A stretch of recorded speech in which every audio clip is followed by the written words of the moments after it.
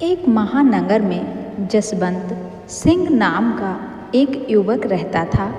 वह बड़ा सुंदर और रूपवान था। एक बार जसवंत सिंह अपनी ससुराल जा रहा था।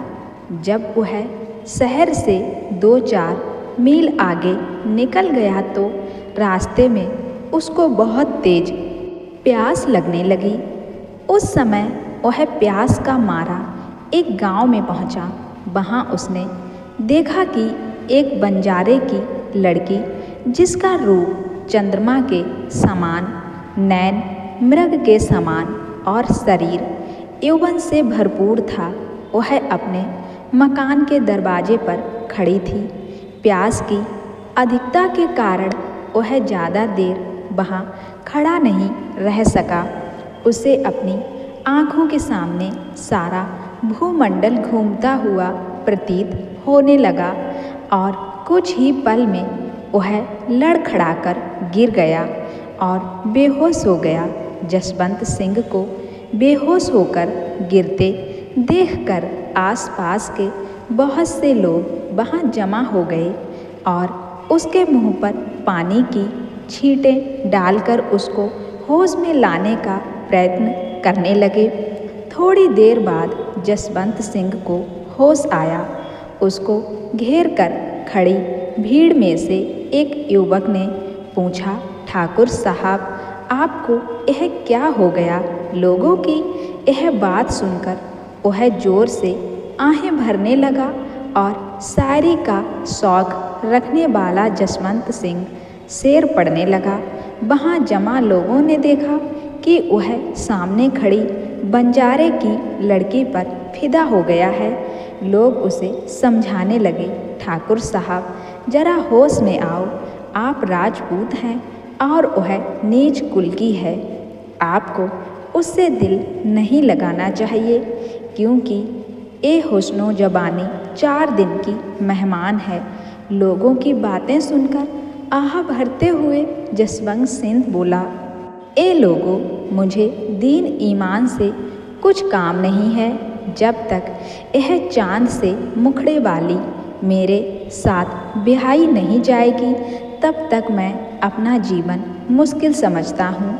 आप लोग मेहरबानी करके इस रूपसी के माँ बाप से कह दो कि एक बेचारा मुसीबत का मारा तुम्हारी बेटी के नैनों से घायल तड़प रहा है, या तो उसके साथ अपनी बेटी की शादी कर दें, नहीं तो वह तुम्हारे दरवाजे पर सिर पटक पटक कर मर जाएगा। जसवंत सिंह की बातें सुनकर कुछ आदेशियों ने जाकर सारा हाल उस बंजारे से कहा। बंजारा उसी समय जसवंत सिंह के पास आया और बोला, ठाकुर साहब, जरा सोच समझ कर बात करें, क्योंकि आप जात के राजपूत हैं और मैं बंजारा हूँ। आपके साथ मेरी बेटी की शादी किस तरह हो सकती है? और यदि आप मेरी बेटी से शादी करेंगे तो भी आपको क्या फ़ायदा होगा, क्योंकि हमारा पेशा तो इधर उधर घूमते रहने का है। और अगर आप मेरी लड़की से शादी करेंगे तो आपको भी एक काम करना पड़ेगा और आप अपनी जात बिरादरी में किसी काम के नहीं रहेंगे। बंजारे ने जसवंत सिंह को हर तरह से ऊंच नीच की बातें समझाईं, लेकिन जसवंत सिंह की समझ में कुछ नहीं आया। आखिरकार मजबूर होकर उस बंजारे ने अपनी लड़की का ब्याह जसवंत सिंह के साथ कर दिया। विवाह के बाद जसवंत सिंह और बंजारे की लड़की में इतना प्रेम बढ़ा कि जसवंत सिंह को उस लड़की के सिवा दुनिया में कुछ नज़र नहीं आता था। इसी तरह ऐशो आराम की जिंदगी के कुछ दिन गुजर गए। एक दिन जसवंत सिंह को अपने घर की याद आई। वह अपनी पत्नी से कहने लगा, अब मेरा दिल अपने घर जाने को चाहता है।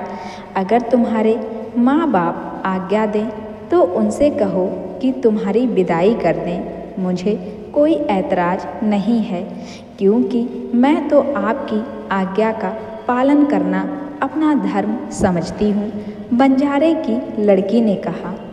लड़की ने अपने माँ बाप को सारा हाल कह सुनाया। उन्होंने खुशी खुशी बेटी और दामाद को ढेर सारा सामान देकर विदा किया।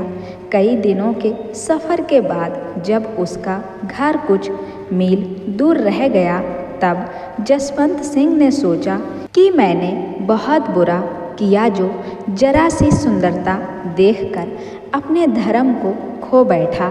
मेरे माता पिता को जब मालूम होगा कि मेरी पत्नी एक बंजारन है तो वो मुझसे क्या कहेंगे। अच्छा रहेगा कि इसका कत्ल करके यहीं कहीं किसी कुएं में डाल दूं। यह बात दिल में सोचकर रात के समय जब वह लड़की सो गई तो जसवंत सिंह ने उसे छुरी से घायल करके कुएं में डाल दिया और सारा जेवर व सामान लेकर अपनी घर की ओर चल पड़ा। जब वह अपने घर पहुंचा तो उसके माँ बाप ने पूछा, बेटे इतने दिन तू कहाँ रहा? हमें तो तेरी काफ़ी चिंता होने लगी थी। मुझे रास्ते में एक अमीर आदमी ने नौकर रख लिया था, अब मैं उससे आज्ञा लेकर आया हूँ। जसवंत सिंह ने कहा। बेटे की यह बात सुनकर माँ बाप बहुत खुश हुए। उधर बंजारन का हाल क्या होता है कि जब जसवंत सिंह उस औरत को मारकर कुएं में डाल गया, तब भगवान की कृपा से पानी की ठंडक पाकर उस औरत को होश आ गया और उसने कुएं की जंजीर पकड़ ली। इत्तेफाक से एक पथिक पानी पीने के लिए वहां आ गया। उसने जैसे ही कुएं में डोल डाला, वैसे ही उस स्त्री ने डोल पकड़ लिया और चिल्लाने लगी, बचाओ, मेरी रक्षा करो। तुम कौन हो? राहगीर ने पूछा।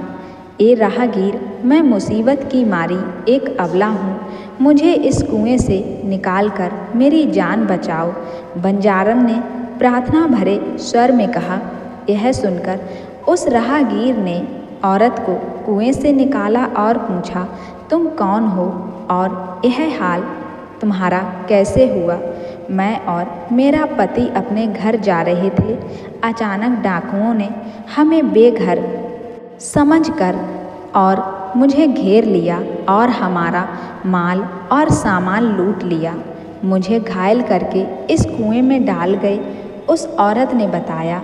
यह सुनकर राहगीर को उस पर बड़ी दया आई। उस राहगीर ने रास्ते की कई विपत्तियां सहकर उस लड़की को उसके माँ बाप के पास पहुंचा दिया।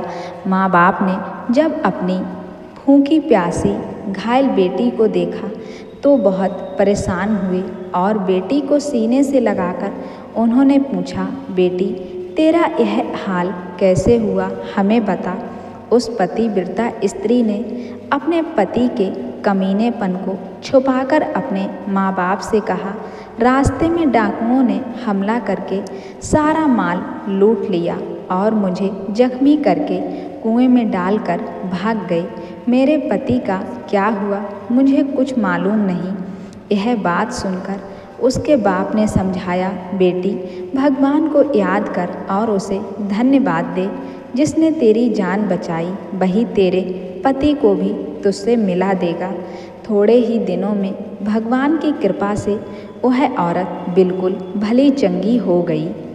उधर जब जसवंत सिंह को वापस आए हुए 2-4 महीने हो गए और सारा माल बेचकर खा गया, खर्चे की तंगी होने लगी तो वह सोचने लगा, अब माल खत्म हो गया, मुझे उस बंजारे के पास चलना चाहिए और वहाँ जाकर उससे कहूँगा कि तुम्हारी बेटी ने एक बेटे को जन्म दिया है। तो वह यह समाचार सुनकर कुछ रुपया पैसा अवश्य ही देगा।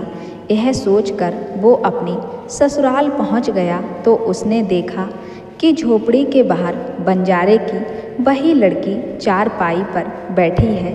जब उस लड़की की नज़र उस पर पड़ी और दोनों की आंखें मिली तो जसवंत सिंह का चेहरा पीला पड़ गया। वह डर कर काँप उठा और सोचने लगा, ये बहुत बुरा हुआ जो मैं यहाँ आ गया। अब तो इसका बाप मुझे जिंदा नहीं छोड़ेगा। उसे घबराया हुआ देखकर वह लड़की उसके पास आई और बोली, बेईमान निष्ठुर राजपूत, आज तक मैंने तेरी करतूत को अपने माता पिता पर या किसी दूसरे पर जाहिर नहीं किया है। मेरे लिए आज भी तू मेरा पति परमेश्वर है।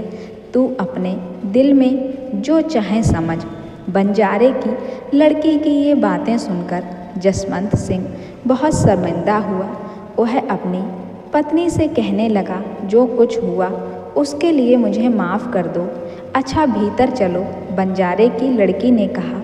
उसकी बात मानकर जब जसवंत सिंह अंदर आया तो सास ससुर ने उसे सीने से लगा लिया और कहने लगे, धन्य है परमात्मा जिसने इतने दिनों के बाद तेरी सूरत दिखाई। उन्होंने जसवंत सिंह से और भी बहुत सी बातें की और उसका बड़ा मान सम्मान किया। जब इसी तरह ऐसो आराम में कुछ दिन गुजर गए तो जसवंत सिंह ने अपनी स्त्री से कहा, अब मेरा दिल यहाँ नहीं लग रहा है, अब हमें अपने घर चलना चाहिए। बंजारे की लड़की ने यह सुनकर उससे कहा, मुझे तो आपके साथ चलने में कोई ऐतराज़ नहीं है, मगर सोच लो कि कहीं आप पहले की तरह धोखा तो नहीं देंगे। मैं भगवान को हाजिर नाजिर मानकर कहता हूँ कि अब ऐसा कुछ नहीं होगा। जसवंत सिंह ने पत्नी की शंका मिटाने का प्रयास करते हुए कहा। जब उस स्त्री ने अपने माँ बाप से कहा कि मैं अब अपनी ससुराल जाना चाहती हूँ तो उन्होंने बहुत सा माल असबाब देकर बेटे को विदा कर दिया। जसवंत सिंह खुशी खुशी रुखसत होकर चल दिया और जब एक जंगल में पहुंचा तो उसने उस स्त्री को छुरी से घायल करके फिर उस जंगल में फेंक दिया और सारा माल लेकर अपने घर की ओर रवाना हो गया। वह औरत बेचारी छुरी से घायल पड़ी तड़प रही थी कि संयोगवश उसी गांव का एक बंजारा उधर से आ निकला। जब उसकी नज़र उस औरत पर पड़ी तो उसने उसको पहचान लिया और उससे पूछा, तेरा यह हाल कैसे हुआ? अब उस स्त्री ने सारा हाल उसे सच सच कह सुनाया। सच्चाई जानकर बंजारे को बहुत दुख हुआ और उसने दिलासा देकर उसे उसके घर पहुंचा दिया। उसके बाद उस औरत ने मरते दम तक उस बेईमान का नाम भी नहीं लिया।